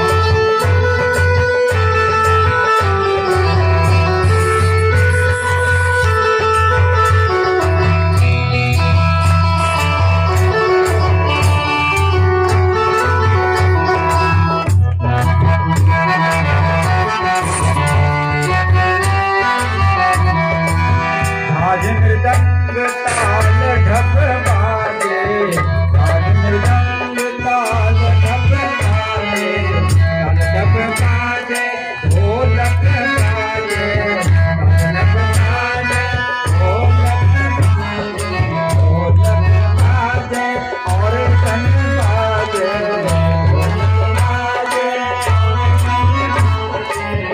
नाच गाता भैया, ओ नाच गाता भैया, बदले बाजे बधैया, नाच गाता भैया, बदले बाजे बधैया, बनते हैं चारों भैया, बदले बाजे बधैया। जय हो।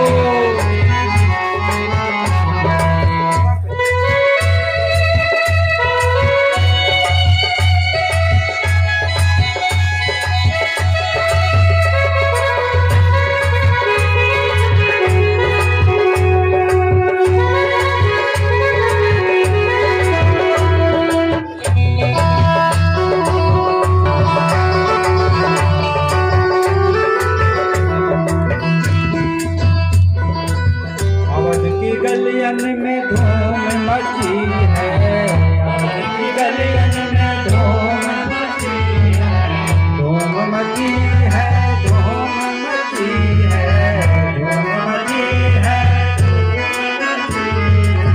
बाज रही सहनिया, बदले बाजे बधैया, बाज रही सहनिया, बदले बाजे बधैया।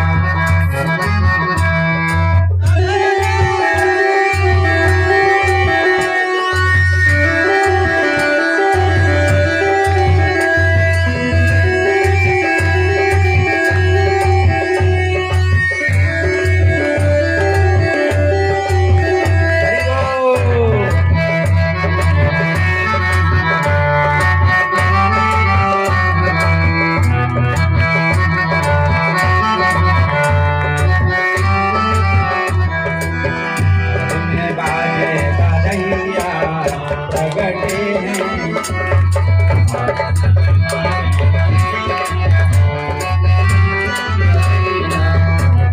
चारों भैया, बाजे बधैया, चारों भैया, बाजे बधैया।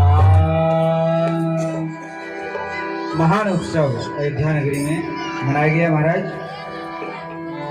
बोलो राम लला की जय, भरत लला की जय, लक्ष्मण लला की जय, शत्रुघ्न लला की जय, चारों भैयन की जय।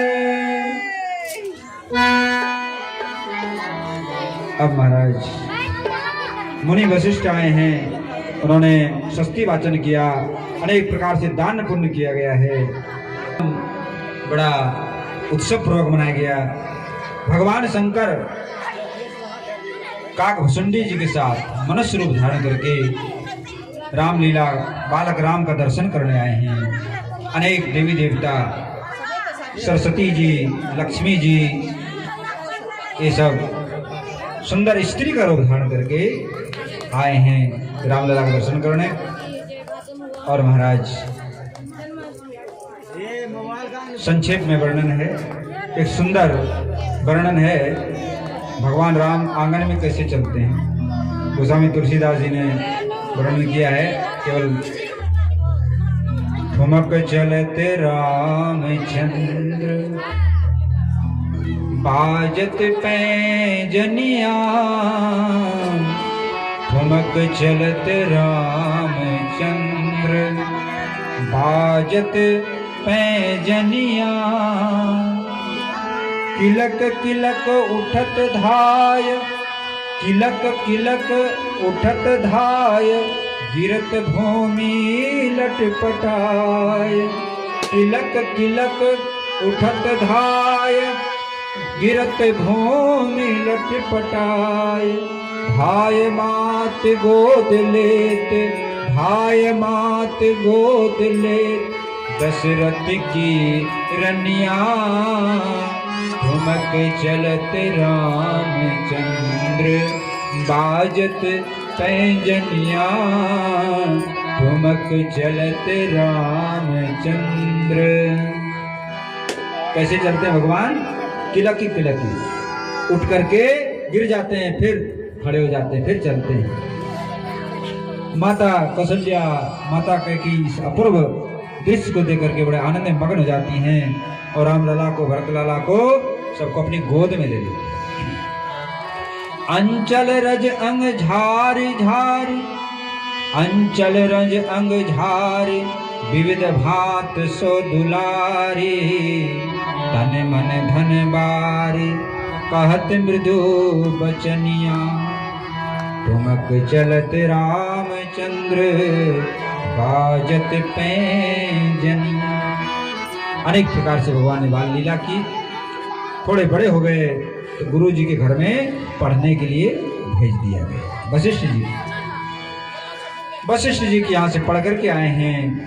इधर विश्वामित्र जी यज्ञ कर रहे हैं महाराज, बक्सर में। आप लोगों के पास में बिहार में ही बक्सर है, जहाँ पर विश्वामित्र मुनि का निवास है, सिद्धाश्रम। हम अभी कुछ दिन पहले दर्शन करके आए वहां से। तो यज्ञ करते हैं तो ताड़का स्वभाव मारीच आदि राक्षस यज्ञ को विध्वंस कर देते हैं। तो आए हैं जो है दशरथ जी के पास और राम लक्ष्मण को विश्वामित्र जी ले गए और राम जी ने, लक्ष्मण जी ने यज्ञ की रक्षा किया, निशाचरों का संहार किया। श्री सुखदेव जी महाराज ने भागवत में वर्णन किया। विश्वामित्र धोरेयन मारीचाद्य निशाचरा, पश्यतो लक्ष्मणस्यैव हताने रीत पुंगवाः।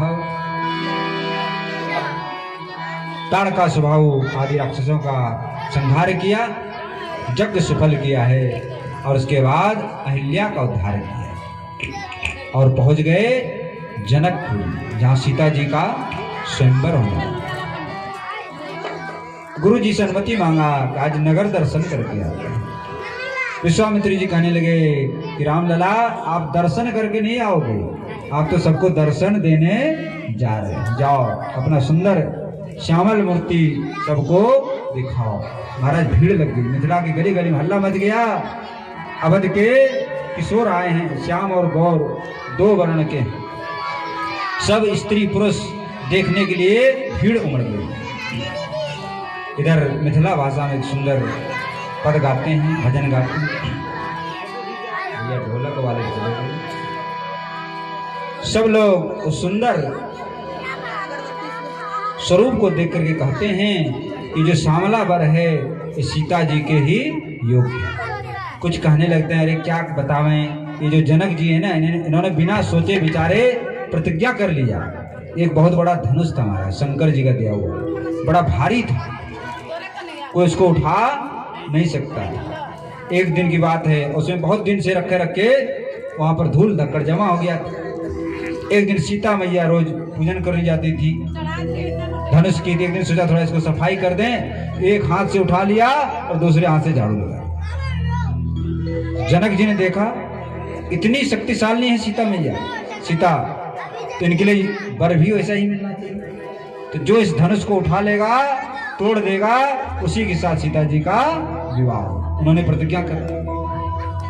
नगर की स्त्रियां कहने लगी, देखो जनक जी ने सोच विचार के प्रतिज्ञा नहीं किया, इतना कठोर धनुष, और ये राम जी इतने सुकुमार हैं कि कैसे धनुष को तोड़ सकेंगे। लेकिन सबके मन में इच्छा है कि सांवरा वर ही सीता के योग्य है। तो भगवान राम मिथिला की गली में घूम रहे हैं, क्या शोभा है। सखी गली गली घूमेलन अवध के किशोर, सखी गली गली घूमेलन अवध के किशोर, अवध के किशोर, अवध के किशोर, सखी गली गली घूमेलन अवध के किशोर सखी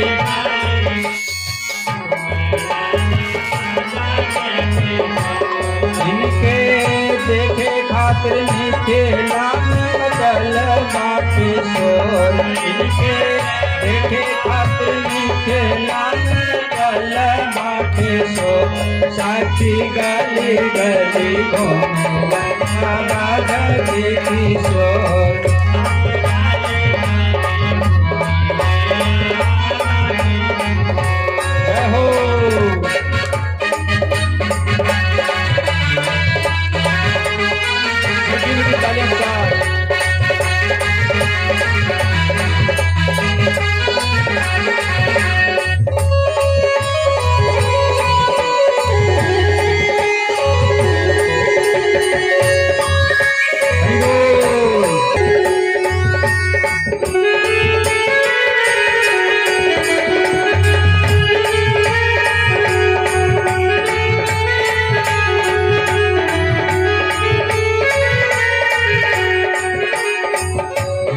देखा ऊहे होके इनका प्रेम में घोर यही देखा ऊहे होके इनका प्रेम में घोर मुस्कनिया देखी राम मुस्कनिया देखी राम उठे लाही लोर सखी गली गली अवध के किशोर सखी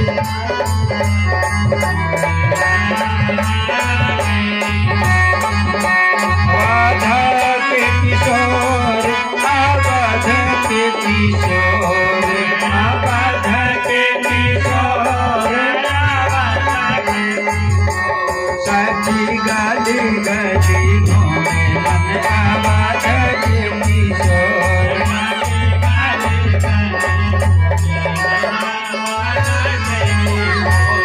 जय श्री राधे। देखो ये जो काम कर रहे हैं उसको बंद कर दो। जब तक हम नहीं कहेंगे ये सब काम नहीं होगा। आप लोग व्यवस्था फैला रहे हैं जो है, जब तक हम नहीं कहें उसके बिना कोई कुछ नहीं करेगा। भाई समय होता है कथा में व्यवधान क्यों डाल रहे?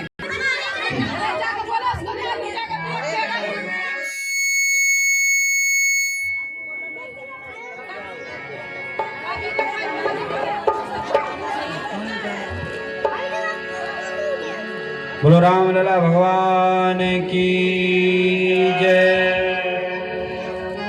इस तरह से नगर वासियों को सुख दिया है भगवान ने।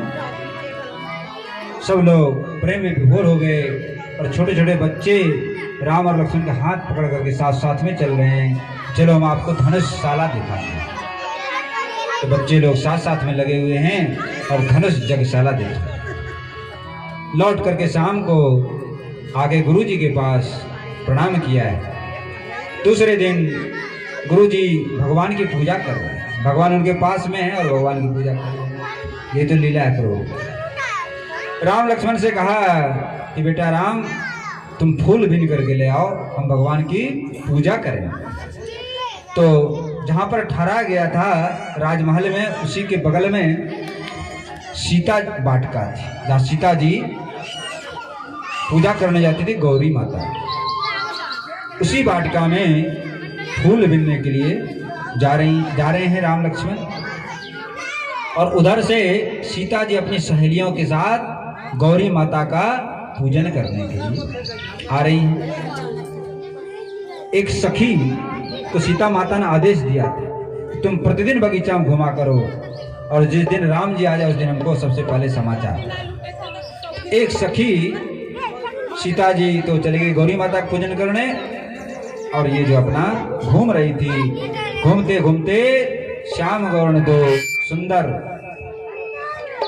सुकुमार राजकुमार पे दृष्टि पड़ गई। दृष्टि ने उनको घायल कर दिया, पागल सी हो गई। और आकर के जैसे तैसे आकर के सीता जी को समाचार। सीता जी अपनी सखियों के साथ पहुंची जो है, तो फूल पुष्प चयन कर रहे थे राम जी। इधर से सीता जी आई, एक झरोखे में से, झाड़ी के झरोखे में से देखने लगी। इधर राम जी ने भी देखा, उधर सीता जी ने भी देखा, दोनों ने एक दूसरे को देखा। प्रथम मिलन हुआ है पुष्पवाद का। सिया जो निरखे राम दिशि, राम सिया की ओर, अब काको मैं चंदा कहूँ और काको कहूँ चकोर।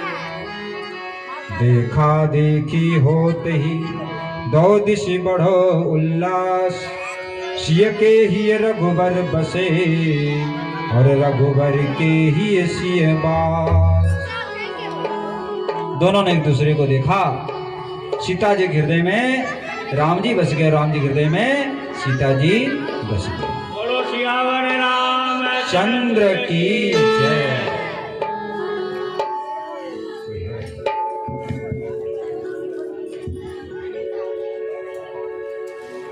इसके बाद महाराज अगले दिन धनुष भंग, धनुष तोड़ने के लिए अनेक देश देशों से राजा महाराजा आए हुए, सब ने बड़ा बल लगाया महाराज धनुष को तोड़ने के लिए, लेकिन धनुष तो हिल भी नहीं। बानासुर भी आया है, इसके 1000 हाथ, और लंकाधिपति रावण भी आया है, जिसके 10 मस्तक और 20 भुजा है। लेकिन बानासुर ने आते ही रोक दिया रावण को, बोले भगवान शंकर का धनुष है, इसको तुम नहीं तोड़ सकते, इससे हमारे इष्ट भगवान शंकर का जो है अवहेलना होगा। तो रावण और बानासुर तो रावण बाण छुआ नहीं चापा, रावण और बानासुर ने तो छुआ भी नहीं धनुष को, वहीं से लौट गए।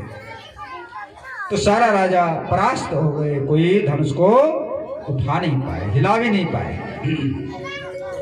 तब जनक जी ने इशारा किया राम जी की ओर कि राम लला अब तुम उठो, उठाओ तात चापाओ भव चापा, मेटाओ तात जनक परिता।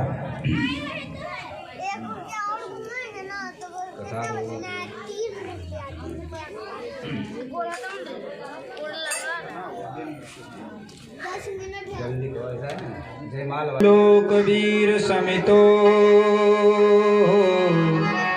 धनुरेश मुगनम, सीता स्वयंवर गृहे त्रिशतोपनीतम,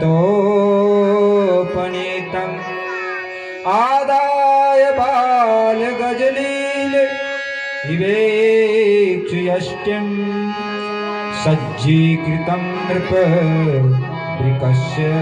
वंज मध्य। श्री सुखदेव जी महाराज कह रहे हैं, हे राजन, हे राजा परीक्षित, जनकपुर में सीता जी की स्वयंवर हो रहा था।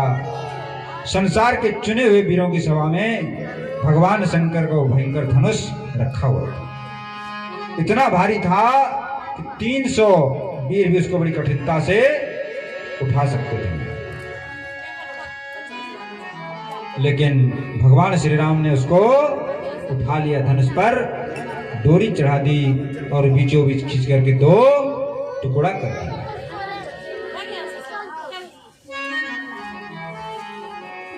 इस तरह से धनुष भंग हुआ महाराज। जब धनुष भंग हुआ है, उसकी घोर गर्जना हुई। गर्जना को सुनकर के परशुराम जी का समाधि भंग हो गया और परशुराम जी त्रिशूल फरसा लेकर के दौड़े हुए चले आए और जाकर के कहने लगे कि राजा जनक, इस शंकर जी का धनुष किसने तोड़ा है? ये हमारे गुरु जी का धनुष है, किसकी हिम्मत हो गई इस धनुष को तोड़ने का? सभी राजा थर-थर कांपने लगे, अरे तो क्षत्रियों को नाश करने वाले हैं, आज कोई बचेगा नहीं। जब तक लक्ष्मण जी उठ करके खड़े हो गए, बोले प्रणाम किया पहले और मुस्कुरा करके बोले कि कोई आपका दास होगा जिसने इस धनुष को तोड़ा होगा, और ये तो धनुष पुराना है।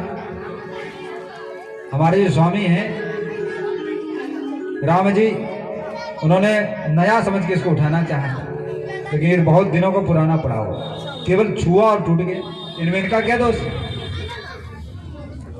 और परशुराम जी हमने बच्चे बन में ऐसे अनेक धनुष तोड़ दिए, और परशुराम जी क्रोधित हो गए, तुम इस शंकर भगवान के धनुष को छोटा धनुष कर रहे हो, पुराना धनुष कर रहे हो, और देखो ये विश्वामित्र के साथ आए हो, ये तो मेरा शरीर क्रोध से जला जा रहा है। अब तक तो मैं अपने फरसे से जिसने इस धनुष को तोड़ा है उसका गला शरीर से अलग कर दे। लक्ष्मण जी कहने लगे, परशुराम जी ब्राह्मण देव आपको तो दयालु होना चाहिए, संत का स्वभाव दया करने का होता है, और आप इतना क्रोध में, ये संतों का स्वभाव है। ओ महाराज, इसको तो परशुराम जी का और गुस्सा बढ़ गया। बोले मैं अभी गुस्सा नहीं कर रहा हूं, तुमको समझा रहा हूं। लक्ष्मण जी बोले अरे महाराज, जब केवल आप कहने में ये हाल है, जब गुस्सा करोगे तो पता नहीं क्या होगा आपका शरीर। आप केवल कह रहे तो लगता है कि आपके वाणी से फूल झर रहा हो, और जब गुस्सा आपका तो शरीर आपका बचेगा, जल जाएगा। इतने गुस्सा पे ये हाल है। उनका गुस्सा बढ़ता जा रहा था। फिर राम जी ने इशारा किया, लक्ष्मण जी बैठ जाए। फिर राम जी आए। राम जी कहने लगे कि प्रभु ये धनुष तो मैंने ही तोड़ा है। तो गुस्सा हो गया राम जी के ऊपर भी, तुमने क्यों तोड़ा? बोले कि ये तो शंकर भगवान हमारे इष्ट देव हैं, और सीता जी का विवाह इसी का दिन है, इसलिए मैंने तोड़ा है।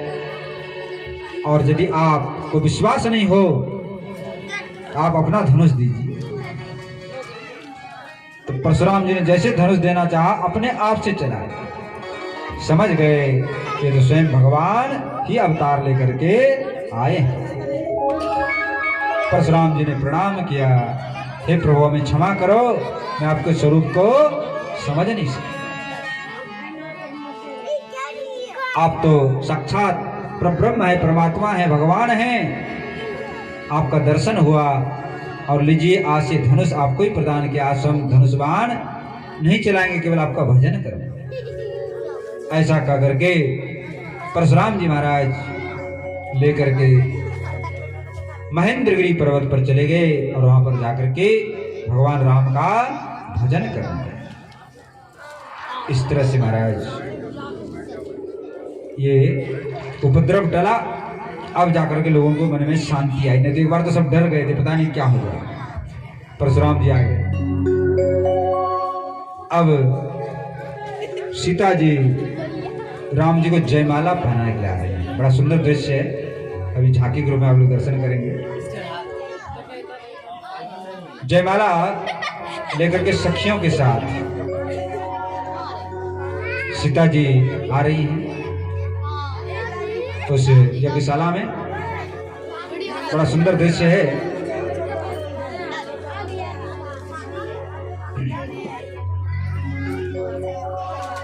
राम जी लंबे हैं और मुकुट धारण किए हुए हैं, और सीता जी अभी छोटी सी।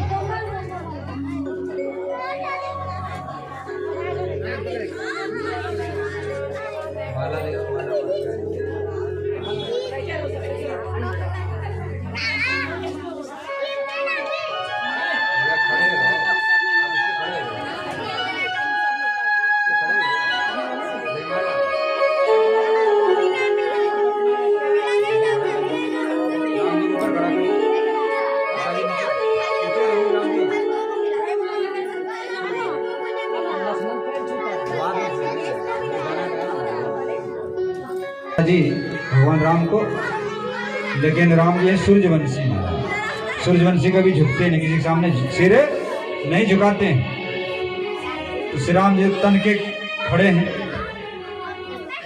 तो सीता जी की सखियां मनोहार करती है रामलला से कि हे रामलला आप थोड़ा सिर को झुका दो, तो जो है हमारी सीता जी आपको बरमाला डाल दे।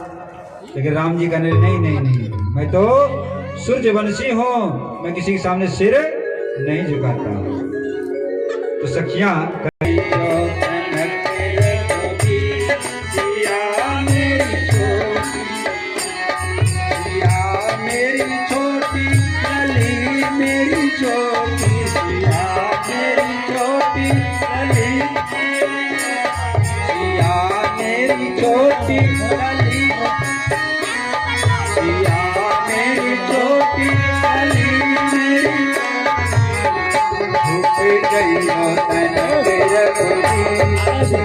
मेरी छोटी है, झुक गई मेरी छोटी है।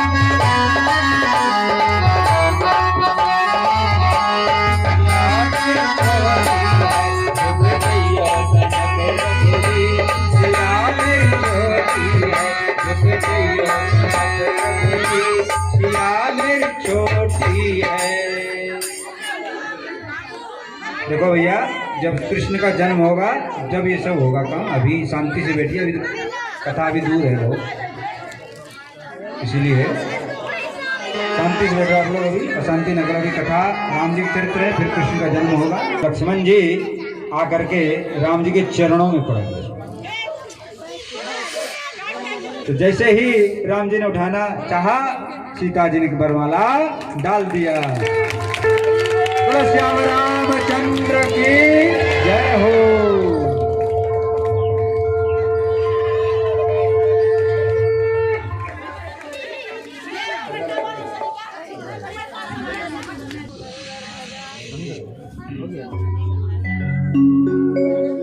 इसके बाद महाराज समाचार भेजा गया है अयोध्या में, और राजा दशरथ सज धज के बारात के साथ आए हैं और विधि विधान से विवाह संस्कार संपन्न हुआ। विवाह का संस्कार संपन्न कराइए लाल जी, विवाह का संस्कार करिए।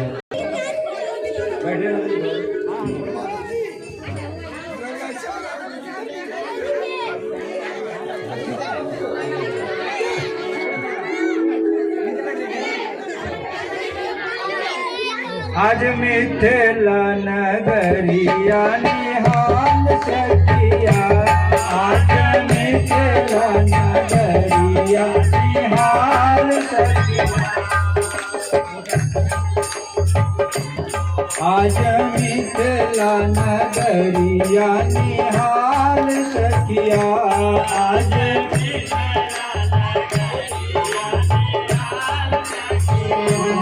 आज मिथिला नगरिया निहाल सखिया, आज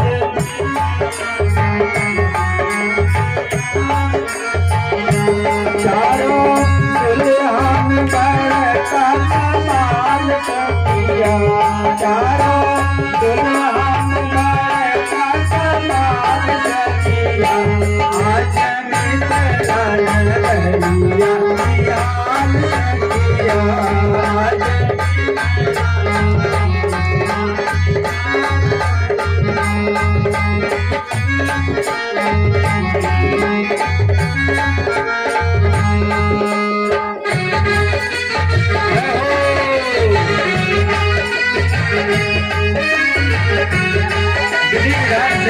विवाह है, विवाह है, बड़ा सुंदर दृश्य है।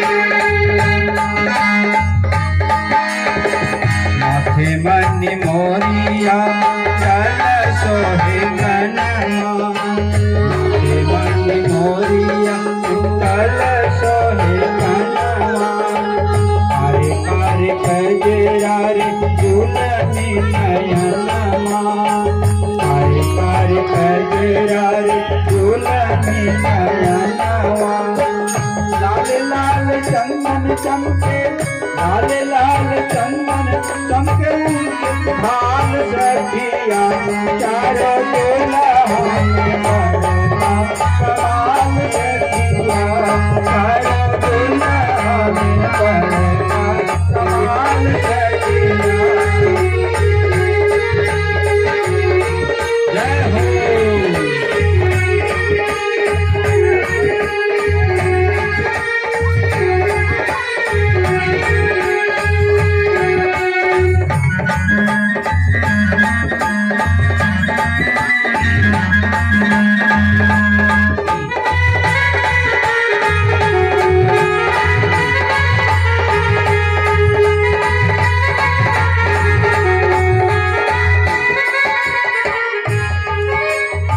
सामर सामर गोरे गोरे जोड़िया जहान है,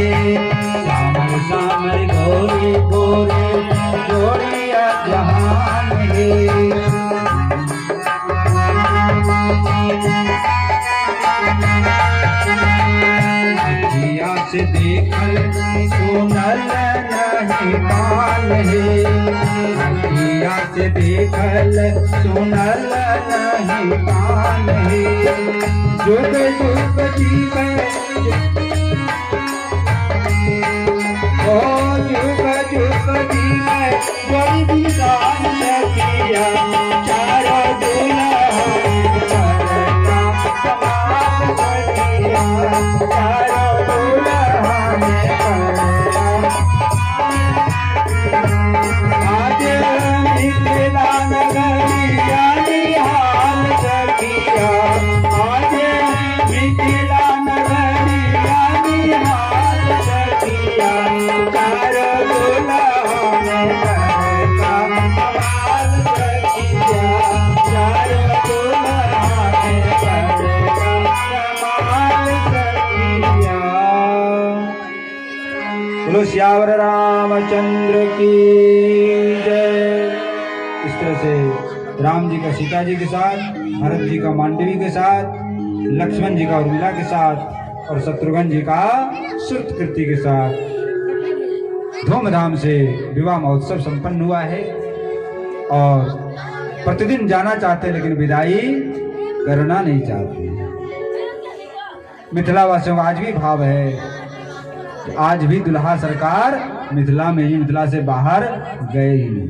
जो मिथिला की उपासना है उसमें राम जी वन में नहीं जाते, वहीं कोहबर घर में ही रहते हैं। आज भी मिथिला में, मिथिला आपके बगल में ही है, वहां पर दुल्हा राम की पूजा होती है। और जब दुल्हा दुल्हन जब विवाह होता है तो उनको राजा राम के रूप में ही देखा जाता है। इस तरह से सुंदर विवाह महोत्सव संपन्न हुआ है। आगे कथा में चलेंगे क्योंकि हमको कृष्ण लीला में पहुंचना है। रामलीला कहने लगे तो 9 दिन चाहिए भैया, तब जाके राम कथा होगी, लेकिन यहाँ तो कृष्ण कथा कहनी है। बोलो राजा रामचंद्र भगवान की। एक झांकी नजर भर से देख लीजिए क्योंकि झांकी अब यहाँ से जाने वाली है। नजरों में बसा लो, हृदय में बसा लो इस झांकी को। संसार के रूप रंग तो सब समाप्त होने वाले हैं, यही रूप रंग झांकी हृदय में बस जाएगा तो सारे दुख संताप कष्ट आपके मिट जाएंगे। इस झांकी को अपने हृदय में बसाइए और अब आगे की लीला में चलते हैं। राधे राधे, जय श्री राधे। नंदलाल जी आप